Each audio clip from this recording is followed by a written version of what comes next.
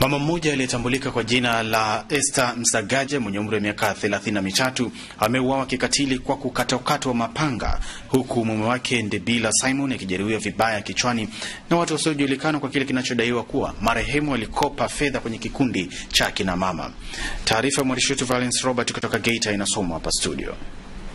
Tukio hilo la kusikitisha limetokea usiku wa kuamkia Februari 18 majira saa 7 usiku katika mtaa wa Mwatulole, kata ya Buhalahala, wilaya na mkoa wa Geita, ambapo baadhi ya ndugu na jamaa akiwemo baba mzazi wa marehemu Msagaja Mashimba wanaelezea jinsi walivyopata taarifa za kifo hicho. Amekuja mdogo wangu yuko ndani ya aizi, sema twende kwenye tukio.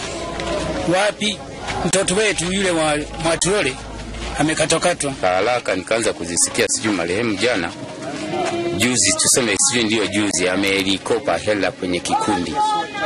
Hizo hela labda mimi nikashakela labda ndio wamezifuatilia wananchi, sababu hakipo chanzo wala alikuwa na kelele na watu ni amna. Nafikiri kwa maelezo ambayo yametolewa hapa sasa hivi kwamba ikiwa mwananchi wa kawaida atakwenda kutoa polisi taarifa, asionekane kama kwamba kusaidia upelelezi.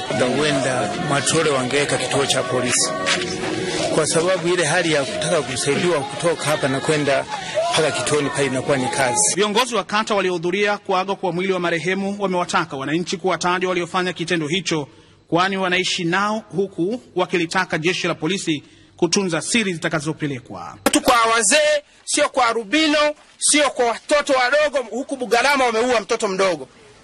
Mtoto si ana miezi miwili. Tunaua. Mimi niendelee kuwaomba wananchi, tunafanya kazi isiyokuwa ya kwetu. Mnafanya kazi isiyokuwa ya kwenu. Kazi ya kuua ni ya Mungu peke yake, sio ya mwanadamu. Na mimi tunafanya doria. Hili tukio baya sana hili. Sasa wale ambao sasa wanaojishughulisha wafanye nini? Kama mwenyekiti wa mtaa na mwenyekiti wa kamati ya ulinzi na usalama, yoyote yule atakayebainika ametunza mhalifu, yeye ndio mhalifu namba 1. Channel 10 imefika katika hospitali ya mkoa wa Geita alikolazwa marehemu, huku kaimu mganga mfawidhi Adam Sijaona akikiri kumpokea mgonjwa huyo na kwamba hali yake inaendelea vizuri licha ya majeraha makubwa aliyonayo. Mgonjwa ambaye alikuwa na majeraha sehemu za usoni, kichwani, miguuni, kwa baada na alikuja jitambui.